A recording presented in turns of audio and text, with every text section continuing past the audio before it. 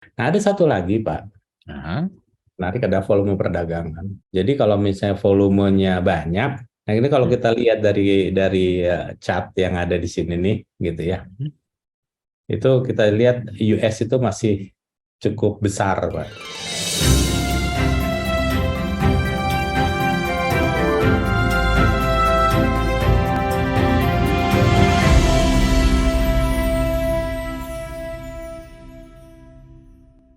Di Klinik Forex, kita ambil judul tentang sifat pair di Forex. Webinar ini diselenggarakan oleh DDMax. Bapak dan Ibu, sebelumnya yuk kita disclaimer dulu ya.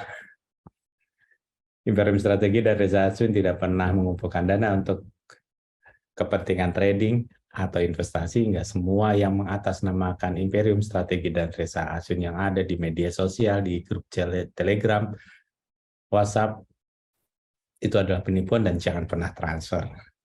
Baik, kita udah tahu yang namanya Forex ini adalah instrumen paling berbahaya di muka bumi. Kalau kata Pak Joshua sih, pokoknya kalau ada orang datang nawarin Forex, itu pasti dengan tenangnya ngomong, lu mau nipu gue ya gitu. Dan ini yang terjadi kenapa? Karena kita mempunyai suatu literasi keuangan yang sangat buruk sekali. Jadi banyak sekali orang yang tidak mengetahui masalah keuangan. Pengetahuan masalah keuangan itu sebabnya perlu adanya edukasi, dan ini bukan hanya tugasnya pemerintah tetapi kita semuanya. Kalau kita lihat secara data, 90% orang yang masuk di bisnis ini itu banyak kan loss ya Pak Jo, hanya Ya, betul. 10% yang profit. Itu juga 10% juga ntar lama-lama habis juga kok duitnya kok gitu ya. Tapi ada yang survive, nggak banyak yang survive pada saat dia mengerti, memahami, karena trading forex itu intinya bukan di keuntungan, Hmm. intinya bukan di profitabilitas, tetapi intinya adalah bagaimana kita bisa mengendalikan risikonya. Sifat dari mata uang. Jadi kalau kita bicara masalah mata uang nih Pak Jo ya, biasanya itu nggak akan lepas dari adanya pengaruh kondisi ekonomi, politik, keuangan, kebijakan di dalam suatu negara. Jadi tidak bisa dia selamanya akan mempunyai sifat yang misalnya nih Pak Jo, dia naik-naik terus gitu, dia turun-turun terus gitu ya. Ya. Untuk itu disebabkan kondisi ekonominya selalu berubah-ubah. Jadi Oke. kalau ada suatu mata uang yang mempunyai kondisi ekonomi yang baik, yang bagus, tentunya investor akan masuk ke negara tersebut. Otomatis mata uangnya menguat. Betul ya Pak Jo? Yes. Nah, tentunya lawannya misalnya yang buruk ekonominya, sehingga investor keluar dari sana. Nah, pada saat kita memilih pair tersebut, memang paling nyaman kalau kita buy kan, dia naik terus dengan cara menjual yang ekonomi yang sedang buruk, yang mata uangnya turun. Mhm. Tapi permasalahannya yang ekonominya buruk ini nggak akan selamanya menjadi buruk terus. Ya kali 20 tahun buruk terus ya Pak Jo. Iya. Tapi ada suatu kebijakan, ada suatu upaya dari pemerintahnya untuk membuat rakyatnya sejahtera. Untuk itu kadang-kadang dia juga menjadi jauh lebih baik, sehingga pada saat kondisi keuangan negara A itu bagus dan negara B juga bagus, biasanya kita akan melihat harganya akan sideways.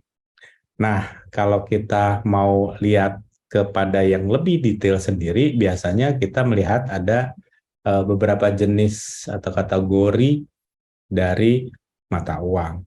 Yang pertama, Pak Jo sudah tahu dong yang namanya major currency, Ya. yaitu mata uang negara lain dipasangkan dengan US dollar.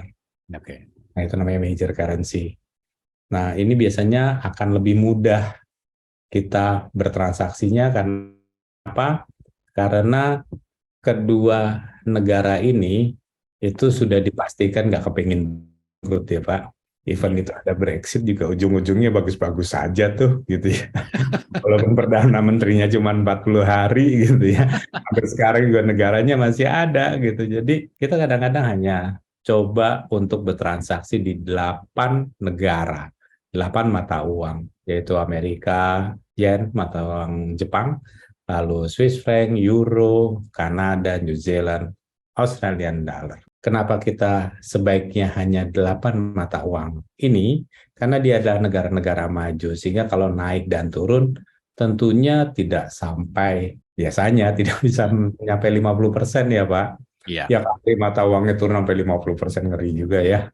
Tapi kalau kita lihat pernah terjadi di Australian dollar sekitar 49%-an lah. Dan ada lagi yang namanya cross pair, Pak. Jadi selain mata uang itu berpasangan dengan US dollar, dia juga berpasangan dengan mata uang lain. Misalnya Inggris sama Euro, pairnya namanya Euro pound sterling atau Euro GBP. Karena tidak ada US-nya, ini tentunya disebut sebagai cross pair. Tapi kita lihat juga dari sisi yang lain, ini pair ini ya biasanya kita bagi menjadi tiga bagian. Yang pertama adalah safe haven currency. Jadi adalah mata uang yang menjadi nilai lindung apabila terjadi suatu ketidakpastian. US dollar, yen Jepang, dan Swiss franc. Jadi ya Pak Jo, kalau kita misalnya ada perang gitu ya, perangnya perang biasa ya Pak ya, jangan perang nuklir. Kalau perang nuklir kan kita nggak bisa WD, nanti kan brokernya hilang ya Pak.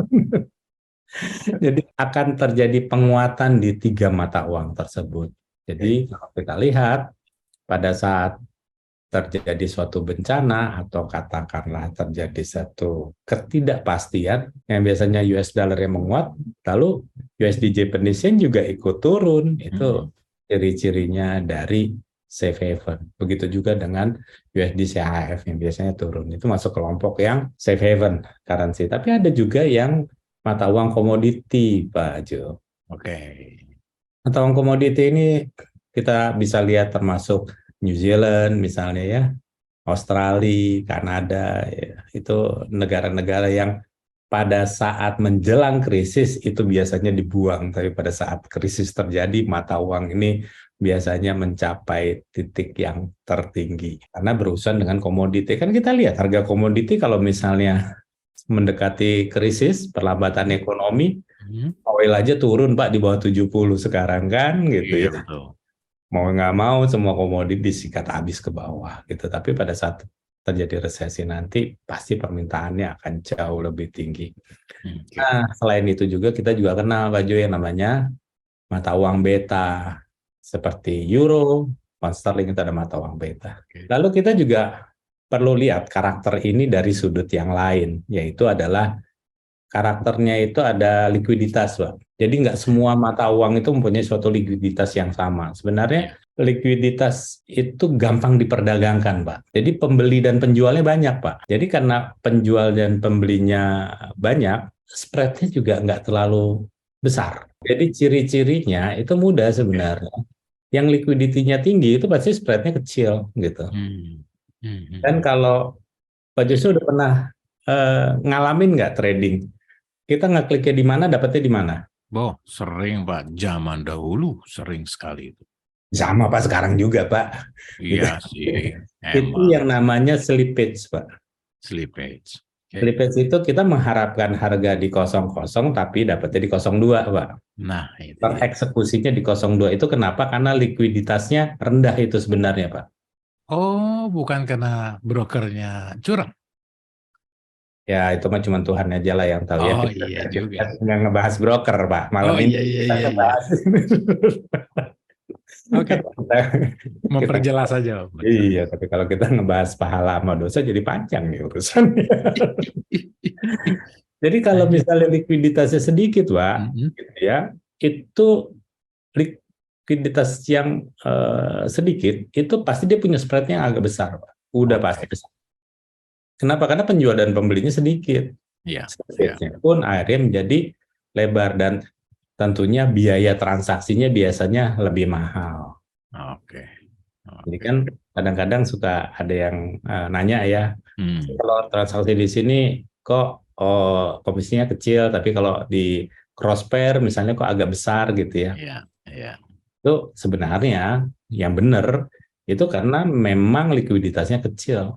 Dan cross pair itu biasanya kecil likuiditasnya. Tidak seperti misalnya kayak Euro USD gitu, itu likuiditas besar. Makanya Nah, spreadnya kecil, komisinya kecil karena biayanya rendah. Nah, ada lagi selain likuiditasnya, itu juga ada volatilitas, Pak. Jadi, kalau volatilitasnya itu tinggi, pasti spreadnya juga tinggi, Pak. Karena likuiditasnya kecil, sedikit. Bapak bisa bayangin ya, sekarang pembeli dan penjualnya gitu ya, sedikit, Pak. Biayanya banyak nggak, Pak? Biayanya tentu lebih banyak ya Pak ya. Logika ya, Pak. Bapak pakai jas tuh, Ya. ya. Nah, jasnya kan paling enak pesennya di mana, Pak? Di London lah, gitu Oh, ya. wih, oke. Kalau Bapak pesen satu, kira-kira mahal nggak, Pak? Mahal Pak pasti. Nah, kalau Bapak belinya 2 kontainer, murah nggak, Pak?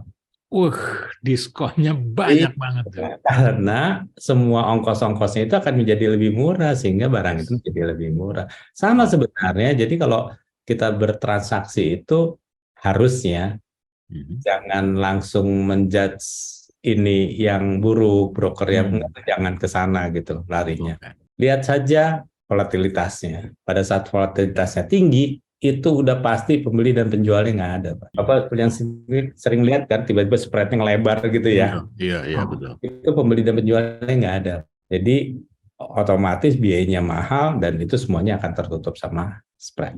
Tapi kalau volatilitasnya rendah gitu ya, udahlah. Itu pasti pembeli dan penjualnya banyak gitu. Nah, ada satu lagi, Pak. Menarik, ada volume perdagangan. Jadi kalau misalnya volumenya banyak, nah ini kalau kita lihat dari chart yang ada di sini nih, gitu ya. Itu kita lihat US itu masih cukup besar, Pak. Makanya kalau banyak orang yang saat ini bilang bahwa nanti akan apa ya, Pak ya, nanti akan diganti nih mata uang dolar dan segala macamnya. Yang terjadi seperti ini, gimana mau gantinya, Pak? Coba kita lihat ya, mulai dari Euro, USD, Euro, Japanese Yen, GBP, Aussie, Swiss franc sama Kanada, sama the others tuh yang lainnya, Pak. Itu berbeda banget, Pak. Jauh banget gitu loh.